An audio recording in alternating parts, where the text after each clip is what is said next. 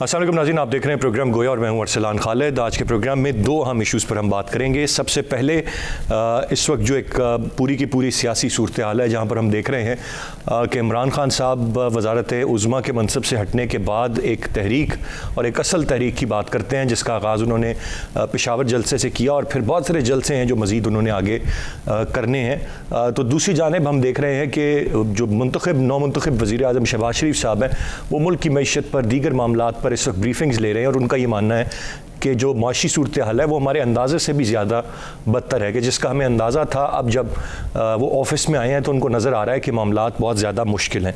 लेकिन वो इस आज़म का भी इजहार कर रहे हैं कि चीज़ों को बेहतर करेंगे। इसके साथ साथ इस वक्त बातचीत का सिलसिला जारी है। आज एक इशाइये का भी अहतमाम वज़ीर आज़म साहब ने किया है, जिसके बाद तवक्को ये की जा रही है कि फाइनलाइज हो जाएगा कि कौन से ओहदे किसके पास जाने हैं और सबको कहीं ना कहीं फैसिलिटेट किया जा रहा है। बहुत बेशतर चीज़ें तय पा चुकी हैं। इतलात ये है कि अब तक जो एक मामला के सदर पाकिस्तान कौन होगा, इस हवाले से अब तक डेडलॉक है और उस पर आसिफ अली जरदारी साहब और मौलाना फजल रहमान साहब की बात हो रही है।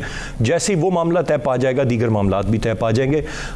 आज ही बिला मुकाबला मुंतखब हो गए राजा परवेज़ अशरफ साहब भी स्पीकर कौमी असम्बली। तो अब ये एक जो गवर्नमेंट फॉर्मेशन का अमल है वो इस वक्त जारी है, लेकिन बेतहाशा चैलेंजेस और मसाइल हैं। मैं चाहूँगा उन पर भी हम बात करें। उसके साथ साथ पंजाब के हवाले से कल का दिन अहम है। जोड़ तोड़ का सिलसिला जारी है कि कल वहाँ पर क्या सूरत हाल बनती है और कौन वहाँ पर भी हुकूमत अपनी बनाने में कामयाब होता है, ये कल वाज़े हो जाएगा। बज़ाहिर इस वक्त नज़र आ रहा है कि वहाँ पर भी मुत्तहिदा अपोजिशन की फ़तह होगी, लेकिन सरप्राइज़ की बातें पाकिस्तान तहरीक इंसाफ और उसकी इत्तेहादी जमात काफ़ लीग कर रही।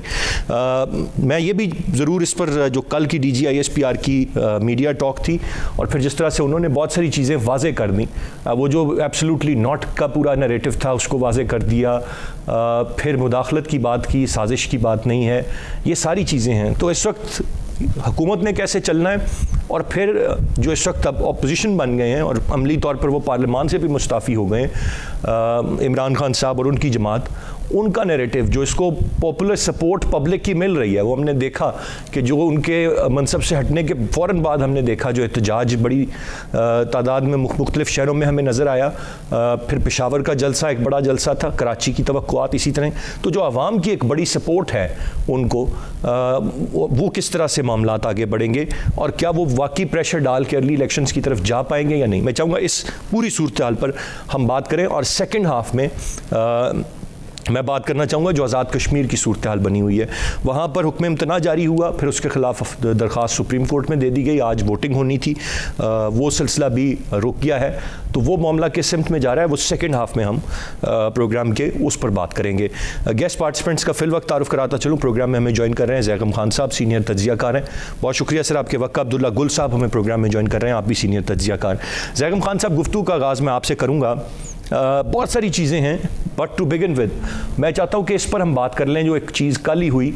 आपकी राय जानना चाहूँगा, अब कहाँ पर खड़ा है नैरेटिव इमरान खान साहब का, जो हमने देखा कि उन्होंने एक पूरा बयानिया बनाया था, अवाम ने उनके सपोर्टर ने उनके बयानिए को बाय भी किया। उन्होंने आज़ादी की जंग कहा, ग़ुलामी से निजात की बात कहा, नए सिरे से अपनी तहरीक की बात कहा। जो अब फ़ौज ने चीज़ें वाज़े कर दी हैं, तो वो कहाँ खड़ा है उनका पूरा का पूरा नैरेटिव? या आप समझते हैं कि इसके बावजूद उनका सपोर्टर उनके साथ बड़ी तादाद इसी तरह रहेगा और अपना नैरेटिव सेल करेंगे? उनका जो कोर सपोर्टर है वो बिल्कुल इसी तरह रहेगा। उसकी वजह ये है कि नैरेटिव्स का हकीकत से कोई ताल्लुक नहीं होता। क्या भारत में वाकई हिंदुओं को मुसलमानों से ख़तरा है? मोदी साहब का क्या ये नैरेटिव हकीकत पर मबनी है? क्या अमेरिका में वाकई सफ़ेद फार्म लोगों को स्याह फार्म लोगों से और लातिनी अमेरिका के गरीब लोगों से ख़तरा था? क्या ट्रंप का जो बयानिया था वो हकीकत पर मबनी था? देखें, जो 21वीं सदी के पॉपुलिस्ट लीडर्स के बयानिए हैं, ये हकीकत से बहुत दूर होते हैं, ये कंस्पिरेसी थ्योरीज पर मबनी होते हैं। इसमें कुछ एलिमेंट हकीकत का ज़रूर होता है, मतलब वो जोड़ा इस तरह से जाता है। अगर आप देखें कि जिस तरीके से जिग्सा पज़ल बनाया जाता है, उसमें कुछ एलिमेंट्स होते हैं जो हकीकत के होते हैं, कुछ कंस्पिरेसीज के होते हैं, मिला के जोड़ के एक ऐसी कहानी बनाई जाती है। आपको मालूम है नैरेटिव का तो मतलब भी कहानी होता है कि किस तरीके से एक ऐसी कहानी बनाई जाए कि जिसके अंदर तमाम हकायक फिर फिट होते जाएं। जो भी एक खबर आती है, चीज़ आती है, कहीं आप उसी नैरेटिव के अंदर ही उस डब्बे में डाल सकते हैं, इट मेक्स सेंस। तो इमरान खान साहब ने जो नया नैरेटिव बनाया है, अब वो पहले नैरेटिव की तरह आपको पता है, पिछला जो उनका नैरेटिव था, तब्दीली का नैरेटिव था, नए पाकिस्तान का नैरेटिव था, ये था कि पाकिस्तान में सारी मुसीबत करप्शन की वजह से है, एक ईमानदार लीडर आएगा तो पाकिस्तान नॉर्वे, डेनमार्क और हॉलैंड बन जाएगा। ईमानदार लीडर भी आया, हमारा मजीद कबाड़ा हो गया, अब ना वो तब्दीली सेल कर सकते हैं ना नया पाकिस्तान सेल कर सकते हैं, अब उन्होंने गद्दारी बेचनी है और गद्दारी उनके जो आने वाले हैं वो खरीदेंगे। उसकी एक और वजह है कि 21वीं सदी के अंदर जो आइडेंटिटी है, जो आइडियालॉजी है, जो आइडेंटिटी है, इट ट्रम्प्स इकोनॉमिक्स।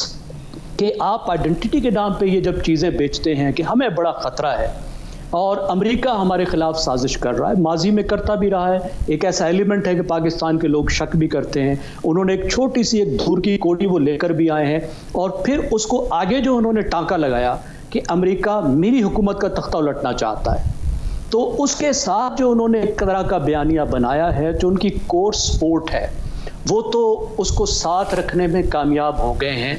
उनके साथ अपने 70 कत्ल जो पिछले थे, 3.5 साल की जो तमाम खामियां थी, वो माफ़ करवाने में कामयाब हो गए हैं। लेकिन कोर सपोर्ट से जो आगे के पाकिस्तानी हैं, क्या वो उनके साथ रहेंगे? मेरे ख्याल है कोर सपोर्ट से जो हट के पाकिस्तानी हैं, उनकी काफ़ी नज़र उन इदारों पर है जिन पर वो ये एतमाद रखते हैं कि वो पाकिस्तान की सिक्योरिटी के निगहबान हैं और अगर पाकिस्तान की सलामती को ख़तरा होगा तो वो ज़रूर एक्शन लेंगे। ऐसे लोग जो हैं, मेरा ख्याल है उन पर ज़रूर कल की प्रेस कॉन्फ्रेंस का, कल की गुफ्तगू का असर पड़ा होगा।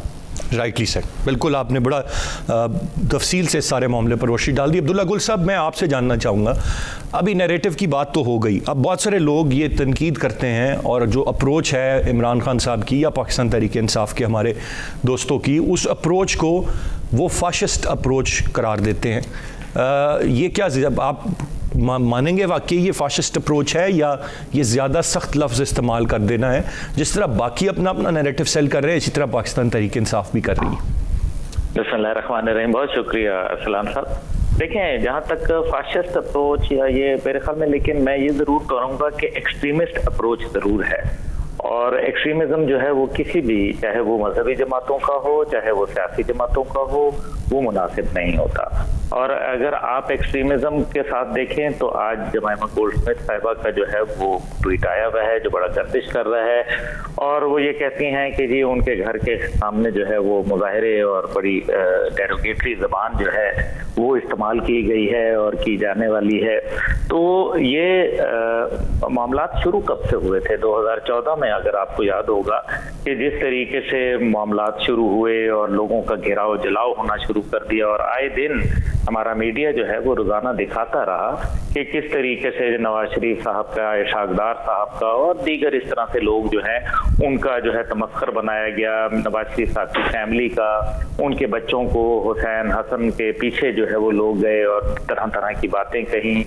और फिर अभी खासतौर पे जब हुकूमत के ख़त्म होने के दिन आ रहे थे तो जिस तरह से पुरतशद्दद मुजाहरे जो है मुल्क से बाहर भी देखने में आए, ये यकीनन मेरे ख्याल में एक काबिल तशवीश अमल था और इसको किसी सूरत भी जायज़ नहीं दिया जा सकता, करार दिया जा सकता, चाहे वो PMLN की तरफ से हो रहा हो या वो माजी में PTI की जानिब से या अभी हाल में जो है वो उनकी जानिब से हो रहा हो। आज इदारों को जो निशाना बनाना और उसके ऊपर तरह तरह की एक नैरेटिव बिल्ड करना और एक ऐसी अपनी सियासत की खातिर पाकिस्तान के न्यूक्लियर असासाजात के मुतालिक जो है वो गैर जिम्मेदाराना बयान, देखें सलाम खालिद साहब, मैं और आप अगर बात करें तो एक और बात होती है, लेकिन एक मुल्क का साबिक वजीर आजम अगर बात करे तो मेरे ख्याल में, और जिसके अभी भी असेंबलियों में लोग बैठे हों और जिसके गवर्नर्स बैठे हों और जिसके जो है वो सेनेट के मेंबरान बैठे हों, अगर वो ये बात करे तो यकीनन मेरे ख्याल में ये बहुत ही खतरनाक हो सकता है। दूसरी जानिब जो है वो बहुत अहम बात यह है कि बयानिया क्यों बनाया गया। एक तो सबसे पहली बात यह है कि पहले मैंने भी ये सोचा कि ISPR को ये प्रेस कॉन्फ्रेंस करने की जरूरत क्यों पड़ी, ये तो पहले करनी चाहिए थी, लेकिन मेरा ये ख्याल फिर मुझे जो अंदाजा हुआ वो ये था कि ISPR ने ये सोचा कि ये तो कभी भी जो है वो इस किस्म का कोई मामला नहीं हो सकता और कोई भी एक इतना गैर संजीदा और गैर जिम्मेदाराना एक्ट नहीं कर सकता जिस तरह से एक मुल्क का साबिक वजीर आजम हो, उसके पास स्टेट के राज होते हैं, सीक्रेट एक्ट उसके ऊपर लागू होता है और वो उसको जो है वो वायलेट नहीं करता।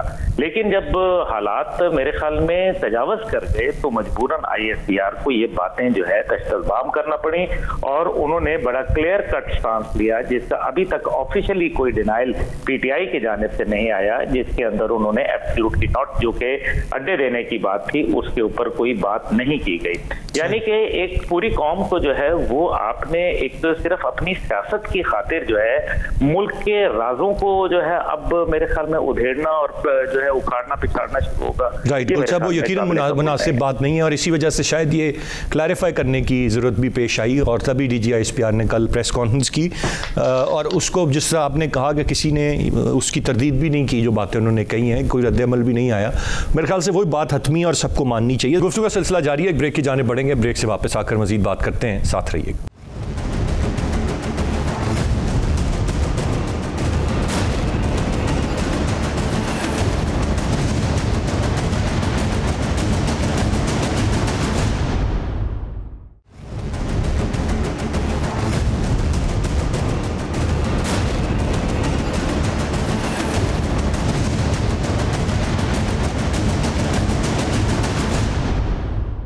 Welcome back. ज़ैगम खान साहब, ये जानना चाहूँगा कि इस वक्त जो एक हुकूमत साजी का मामला है, काबीना तश्कील देनी है, मुख्तलिफ ओहदे हैं, चीज़ें उन पर तय पा गई हैं, ये भी एक सारा बड़ा टेस्ट केस होगा।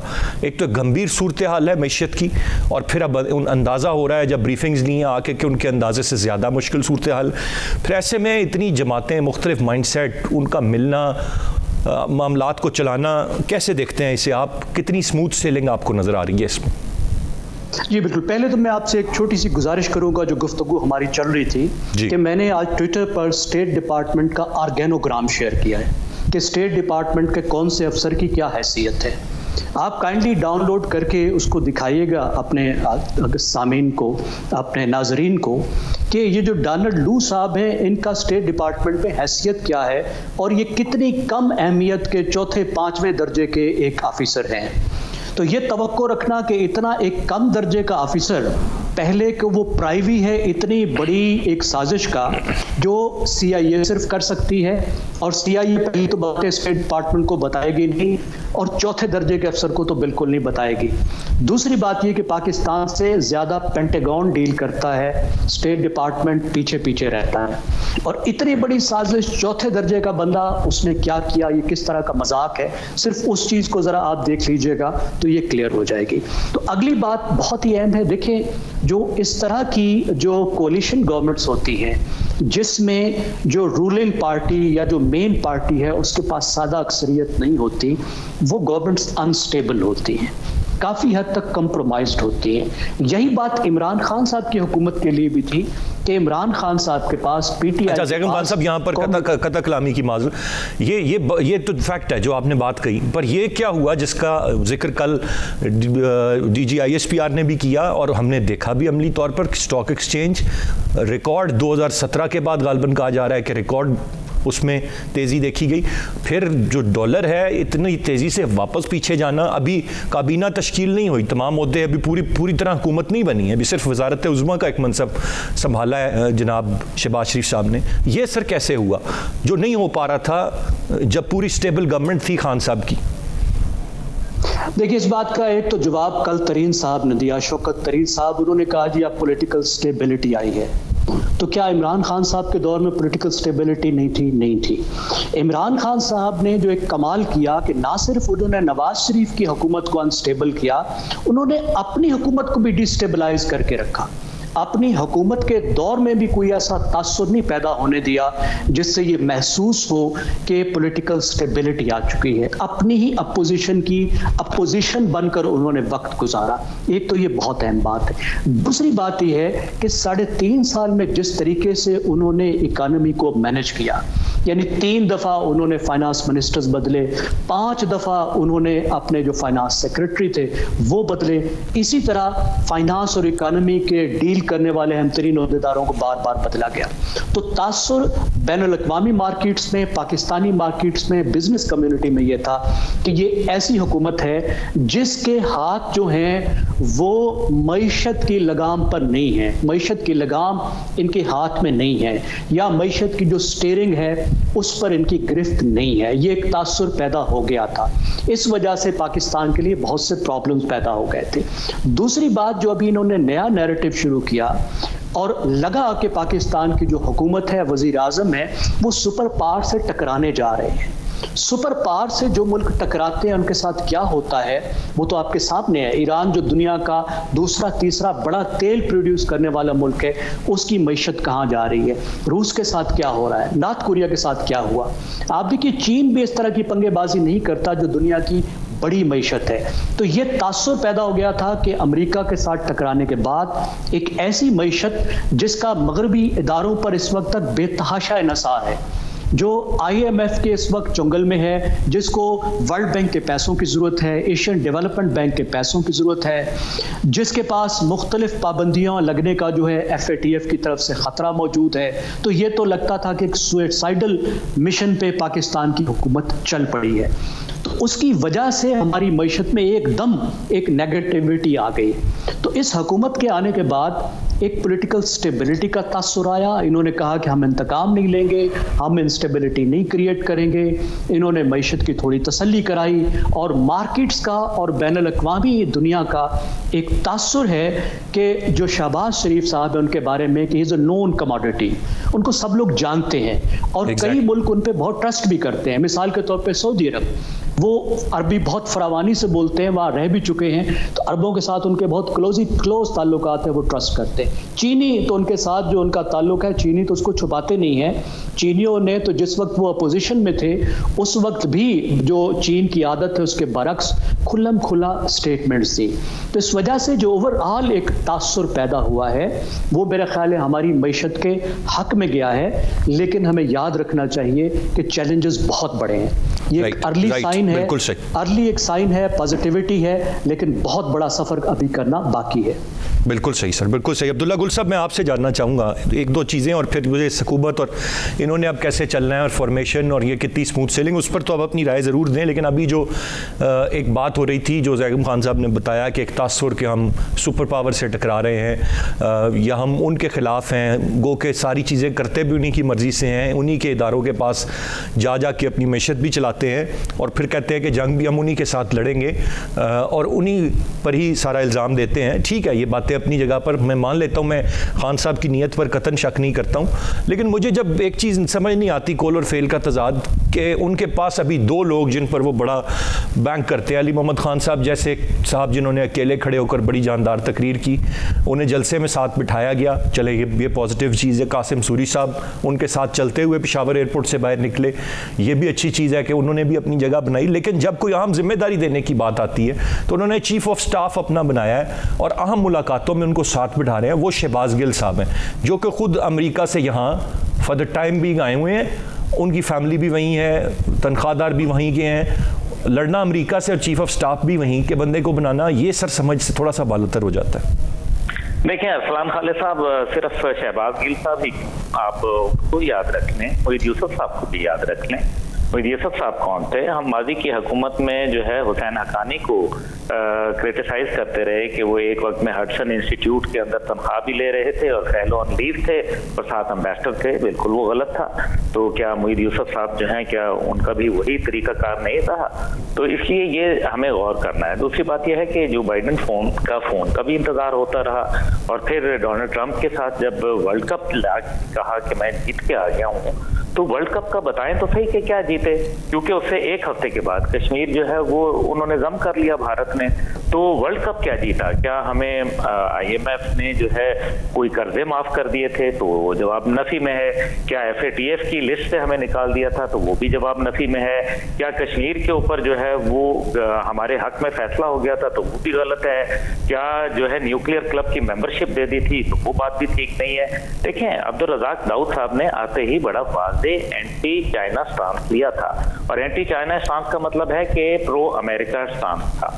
और उसके बाद से सीपैक के मंसूबाजात, ये तो जो ज़ैगम खान साहब ने कहा कि जी उनके ज़ाती ताल्लुकात मरासिम तो एक जगह, लेकिन जहां गौर किया जाए तो क्या ये हकीकत नहीं है कि सीपैक के तमाम जो मामलात थे वो थम के रह गए थे। और फिर जाहिर है जो अरब ममालिक हैं वो भी अमेरिका का एक उनके ऊपर असर तो है, लेकिन जब वो ये देखेंगे कि पाकिस्तान जो है वो बिल्कुल अपनी ज़ाती पॉलिटिक्स के लिए किसी भी हद से तजावज़ कर सकता है कोई पार्टी, तो नतीजा ये निकलेगा कि अरब दुनिया भी उस तरह से सपोर्ट नहीं करेगी। यही वो वजह है जो बुनियादी, जो कि एक सियासी स्टेबिलिटी की बुनियाद के ऊपर जो है वो आपकी स्टॉक मार्केट के अंदर देखी जाती है। बाकी आप और मैं जितनी मर्जी सियासत की इंस्टेबिलिटी की कहानियां गढ़ लें वो अपनी जगह, लेकिन स्टॉक मार्केट को जो है वो डिनाई नहीं किया जा सकता। दूसरी बात इसके अंदर अहम है और वो है कि आपका जो इस टाइम पे बिजनेस के हवाले से देखें ना, ये एक बिजनेस फैमिली के तौर पे भी पहचाने जाते हैं और बिजनेस के अंदर मैं नहीं कहता, लेकिन हकीकत यह है कि जिस दिन ये छोड़ के गए थे उस दिन 7 अरब रुपया जो था वो रोजाना हम कर्जा लेते थे। बाद में ये अभी पिछली हुकूमत के अंदर 14.5 अरब जो है वो चला गया और फिर कोई ऐसे बड़े प्रोजेक्ट भी नहीं लगे और फिर उसके बावजूद जो है मुआशी बदहाली जो थी वो अरूज पे थी। इमरान खान साहब की गवर्नमेंट के पास एक गोल्डन चांस आया था और वो आया था कोविड के बाद, जब हमारी टेक्सटाइल इंडस्ट्री ने जो है बूम करना शुरू कर दिया, क्योंकि दुनिया के ऊपर जो है वो ऑर्डर्स थे और हम जो है वो प्रोड्यूस कर सकते थे। कोविड की सिचुएशन निस्बतन हमारे मुल्क में दूसरों के मुकाबले में बेहतर थी, लेकिन हमने वो चांस भी मिस कर दिया और हमने जो फिर बिजली की प्राइसेस, गैस की प्राइसेस और दीगर इंस्टेबिलिटी जो क्रिएट होना शुरू हुई पाकिस्तान में, वो ऑर्डर भी हमारे से गए और आज हमारी टेक्सटाइल इंडस्ट्री जो है वो फिर क्रैश की तरफ जो है वो चली गई है। तो ये वो तमाम फैक्टर्स हैं जिनको आप जो है मद्देनजर रखेंगे, लेकिन साथ ही साथ ये है कि जो आपने सवाल पूछा था, जो इस टाइम पे आने वाले दौर के अंदर ये हकीकत है कि इमरान खान साहब के सांझे की हुकूमत थी और वो हंडिया चौराहे में फूटी और ये भी सांझे की हुकूमत है, इसकी भी हंडिया जो है वो चौराहे में फूटेगी। लेकिन ये लोग गुल साहब फिर सोल्यूशन तो यही है ना कि जल्द अज जल्द नए इंतखाबात हों, एक जमात मेजॉरिटी लेकर आए, अपनी हुकूमत बनाए और फिर मामलात को आगे लेकर चले, चाहे वो जो भी। तो मुमकिन नहीं है ना, इसके अंदर दो मुख्तलिफ बातें हैं। पहली बात यह है कि अगर ये माजी होता तो शायद जल्द अज जल्द, जिसके अंदर PMLN की भी इंक्लिनेशन देखी गई, लेकिन वो जल्द अज जल्द इसलिए नहीं क्योंकि जो इमरान खान साहब ने अपनी हुकूमत के खात्मे से 1.5 माह पहले जो नैरेटिव बिल्ड करना शुरू कर दिया, जिसका ज़ैगम खान साहब ने तफसीली जिक्र किया, वो नैरेटिव जो था वो इनके लिए जहर कातिल है और जब तक कि इनके ऊपर ये एक दाग नहीं धुलेगा एक फॉरेन कॉन्स्पिरेसी का, तब तक जो है ये मामला नहीं खत्म होगा। इसलिए इसको मेरा ख्याल है कि ये नवंबर दिसंबर तक या शायद उससे भी आगे तक जो है हुकूमत को ले जाया जाए और कुछ इलेक्शन जो प्रोसेस है, जो प्रोसीजर्स हैं, उनके अंदर जो कुछ राइटली सेड कुल साहब, आपने जो बात कही मैं इसी को ही आगे बढ़ाते हुए जो मेरी जो अपनी अंडरस्टैंडिंग है कि जिस तरीके से इस वक्त ये ओहदों पर, वजारतों पर इतनी तफसील से बातचीत की जा रही है, तो कोई बहुत जल्दी इलेक्शन की तरफ जाने के मूड में ये लोग नहीं है। मुमकिन है कि इलेक्शन को मुकर्ररा वक्त पर ही कराया जाए अगर कोई मामलात आपस में इनके ना ख़राब हुए। मैं अपने दोनों रिस्पेक्टेबल गेस्ट ज़ैगम खान साहब और अब्दुल्ला गुल साहब का बहुत बहुत यहाँ पर शुक्रिया अदा करते हुए एक ब्रेक की जाने पड़ूंगा। ब्रेक से वापस आकर जो कश्मीर का मामला है हम उस पर बात करते हैं, वहाँ पर क्या चल रहा है, अपने ही वज़ीर आज़म के ख़िलाफ़ अदम एतमाद, फिर वज़ीर आज़म का मुस्ताफ़ी हो जाना, फिर आज हुक्म इम्तनाई जारी हो जाना, मामलात क्या चल रहे हैं, ज़रा इस पर बात करते हैं। ब्रेक के बाद साथ रहिएगा।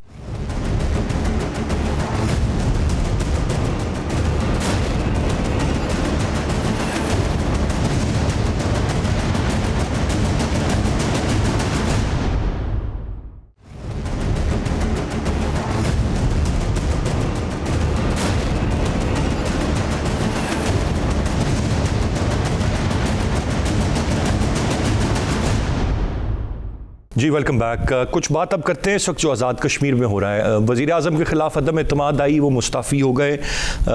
उससे पहले मुस्ताफ़ी होने से पहले 5 वज़रा को उन्होंने मशकूक सरगर्मियों या मुख्तलिफ मामलात पर कह लीजिए कि अपनी काबीना से फारिग किया। अब क्या मामला हुआ है, क्या सारी सूरत हाल है, उसी पर हम बात करेंगे। और फिर हुक्म इम्तना जो जारी हुआ आज के हवाले से, और फिर जो सुप्रीम कोर्ट में उसके खिलाफ दरख्वास्त भी दे दी गई, तो ये सूरत हाल क्या वहाँ पर बनी हुई है, वहाँ पर क्या ऐसा मामला हुआ कि इतनी चीज़ें तब्दील हो गई। मैं चाहूँगा इस पर बात करें। बात करने के लिए हमें सैयद महमूद गर्देजी साहब ज्वाइन कर रहे हैं, जो कि एंकर पर्सन है, तज्जियाकार हैं और बड़ी गहरी नज़र कश्मीर की सियासत पर रखते हैं। गर्देजी साहब कुछ बताएंगे वहाँ पर क्या मामला हुआ? यूजुअली तो हम देखते हैं जो एक तरीक़ाकार चला आ रहा है या पहले भी हुआ कि इंतखाबात का वक्त मुख्तलिफ है, तो वफाक में अगर कोई हुकूमत बना भी ले आम इंतखाबात के नतीजे में, तो वो अपनी मुद्दत पूरी करती हैं, फिर इलेक्शन होते हैं, फिर जिस पार्टी की यहाँ हुकूमत हो उसकी वहाँ आ जाती है। अब बेशक यहाँ पर पाकिस्तान तहरीक इंसाफ को एक धचका पहुंचा, लेकिन कश्मीर में क्या हो गया?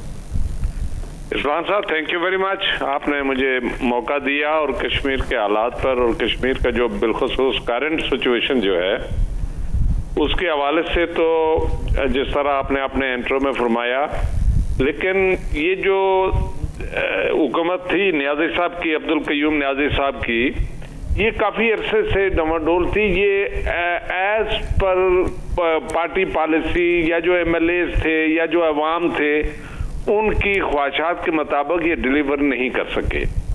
ये इतने सीनियर पॉलिटिशियन, वैसे वो एमएलए तो बड़े अरसे से आ रहे हैं, लेकिन इतने सीनियर पॉलिटिशियन नहीं थे कि वो सरदार अतीक खान और बैरिस्टर सुल्तान महमूद के साथ चल सकते और उनकी जो पॉलिसीज या उनके साथ टो करते हुए आगे बढ़ते और जो आज़ाद कश्मीर में अवामी जो लोगों की तवक्कुआत है उन पर पूरा उतरते। तो इनके खिलाफ तो शुरू दिन से ग्रुपिंग एंड कैंपिंग शुरू हो चुकी थी और इनको हटाना जो था वो मकसूद था। लेकिन चूंकि इमरान खान साहब जिस तरह बुजदार के लिए बड़े डिटरमिनेंटल थे, पंजाब के लिए बड़े टची थे कि मैं बुजदार को नहीं हटाऊंगा, इसी तरह वो आज़ाद कश्मीर में अपनी सिलेक्शन पे वो बड़े फख्र महसूस करते थे और वो कहते थे कि कयूम नियाज़ी साहब के पीछे मैं हूँ और जब तक मैं हूँ इसको कोई नहीं हटा सकेगा। तो एक तो ये सूरत हाल थी। सही। दूसरा ये था कि इनके खिलाफ जो सबसे बड़ा मुतहर्रिक जो एलिमेंट था वो सरदार तनवीर इलियास थे, जो बड़े बिजनेसमैन हैं और उन्होंने पहली मरतबा आज़ाद कश्मीर में इलेक्शन में हिस्सा लिया और वो जीत भी गए और इस तरह से उन्होंने, और वो पार्टी के सदर भी बन गए।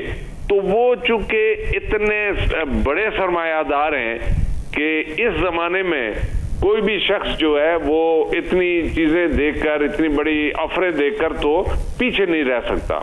तो वो भी एक बड़ा एलिमेंट था। जो सबसे बड़ा एलिमेंट है वो यही था, पैसा था, और पैसा को देखकर तो कौन फिर नहीं आगे जाता।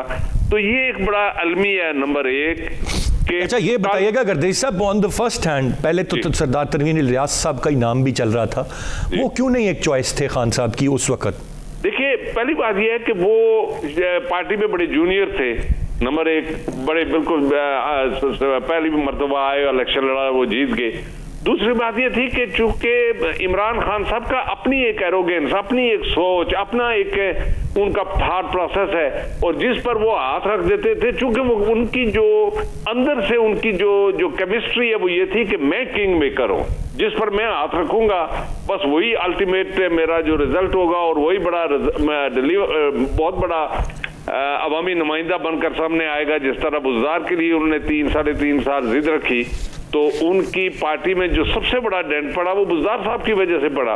तो आज़ाद कश्मीर में भी उन्होंने एक बिल्कुल सिमिलर टू बुज़दार साहब एक साहब सामने लाए जो नफ्सन बड़े शरीफ इंसान थे। उनके बस की बात ही नहीं थी कि वो इतने मुतारक रहकर तो आज़ाद कश्मीर के मामलात को, चूंकि वहाँ निस्बतन जो हमारी अवाम है वो बड़े पढ़े लिखे लोग हैं, बड़े मुतारक और बड़े वेल इन्फॉर्म्ड लोग हैं, तो वो फिर इस तरह माठे आदमी को चलने नहीं देते। और उसमें फिर साथ ही अगर एमएलएज भी और दूसरी तरफ तनवीर इलियास साहब का जो एक हेलीकॉप्टर भी हो और इतने बड़े टावर्स भी उनके साथ पीछे हो, तो फिर कौन आदमी है जो उससे इतने शरीफ आदमी को चलने देगा? अच्छा, ये बताइए गर्देजी साहब, ये जो झूठा लेटर दिखाकर 5 अरकान से दस्तखत लेने की बात है, ये क्या है? ये कौन सा लेटर है?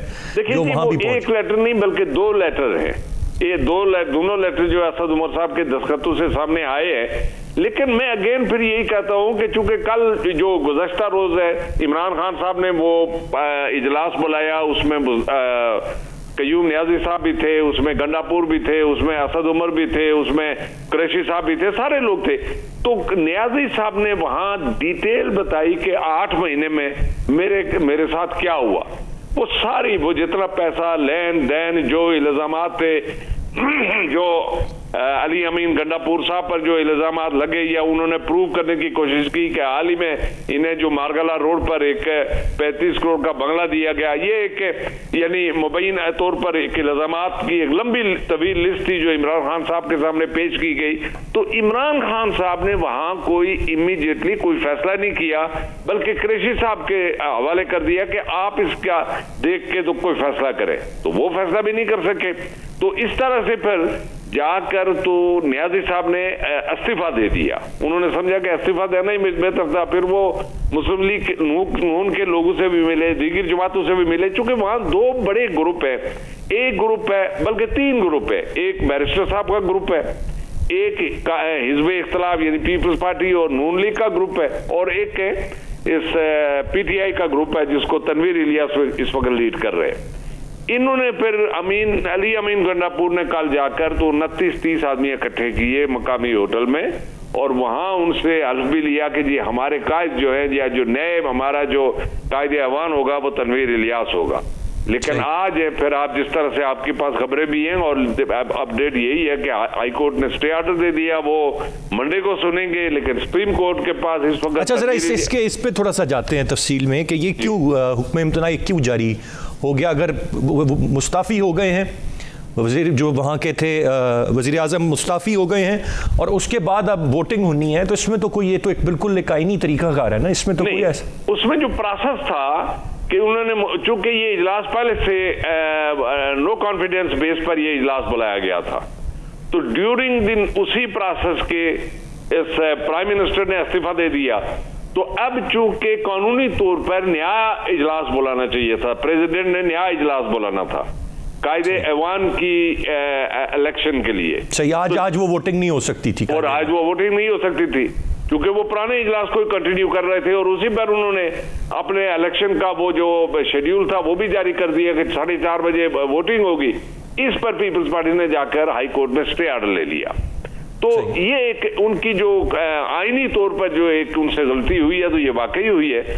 और अब चूंकि प्रेसिडेंट उस इजलास को बुलाएगा तो उसमें फिर इलेक्शन होगा और उसमें कायदे ईवान जो है उसका इंतखाब। और गर्देशी साहब, इसके दौरान ज़ाहिर है इस्तीफे की मंजूरी भी तो है, अभी तो इरसाल करने की खबरें हैं, सदर पाकिस्तान ने उसको मंजूर किया है या नहीं, इसकी तो अभी तक कोई बात नहीं है। नहीं, क्योंकि उसका जो इस्तीफा है वो सदर आज़ाद कश्मीर मंजूर करेगा। तो सदर आज़ाद कश्मीर ने प्राइम मिनिस्टर आज़ाद कश्मीर का इस्तीफा मंजूर करके तो इंटरम पीरियड के लिए यानी 14 दिनों के लिए उनको दोबारा उनसे रिक्वेस्ट की गई है कि आप बातचीत प्राइम मिनिस्टर कंटिन्यू करें इस ऑफिस में। अब आप क्या समझते हैं कि सरदार तनवीर इलियास साहब भी सबसे ज्यादा मजबूत उम्मीदवार हैं आगे बढ़ के? जी श्योर बिल्कुल जनाब, 30 आदमी उनके पास हैं और मेरा ख्याल है कि वो इस वक्त जो हिज़्ब इख्तिलाफ के लोग हैं उनको भी ले लेंगे। हाँ, अलबत्ता ये एक बहुत बड़ा वहाँ एक डाउट पाया जा रहा है कि अगर बैरिस्टर सुल्तान महमूद, उनके 11 इनकान जो है वो उनके अपने हैं, और अगर उन्होंने उनके साथ तावन छोड़ दिया, जो कि महसूस होता है कि चूंकि तनवीर इलियास साहब वाहिद शख्स थे जिन्होंने जो रुकावट बनकर बैरिस्टर सुल्तान महमूद साहब के सामने आए थे और वो प्राइम मिनिस्टर नहीं बन सके थे, ये तनवीर इलियास साहब की वजह से। तो अब अगर बैरिस्टर साहब वो सारे दुख बुलाकर तनवीर इलियास साहब के साथ तावन करे तो ये एक चीज सामने आ सकती है कि तनवीर इलियास साहब एक अक्सरियत लेकर तो कायदे ऐवान बन जाए। लेकिन अगर बैरिस्टर साहब ने साथ छोड़ दिया, जो कि बातें इस वक्त शहर में गर्म है कि वो चौधरी यासीन साहब चूंकि उनके खानदान के हैं, वो जाट ग्रुप से हैं और बरादरी का बहुत बड़ा प्रेशर है इस वक्त मीरपुर से इस बैरिस्टर सुल्तान मामून साहब पर कि आपने अपनी बरादरी के बंदे को छोड़कर तो बाहर क्यों गए। तो ये दो चीजें इस वक्त बड़ा वहां टफ वार चल रही है। अब देखें कौन कामयाब। तो ज़ाहिर है यकीनन वक्त बताएगा। जनाब सैयद महमूद गर्देश साहब, बहुत बहुत शुक्रिया आपके वक्त का और आपके इस तफसीली तज्जिए का और हमें आगाह करने का कि इस वक्त हो क्या रहा है वहाँ की इस पूरी सियासत में, जिसकी बहुत ज़्यादा यहाँ पर शायद ख़बरें या चीज़ें नहीं रहती, लेकिन गर्देश साहब ने हमें तफसील से बताया। आज के प्रोग्राम से इतना ही जी। अरसलान खालिद को इजाज़त दीजिए। अल्लाह नेगहबान।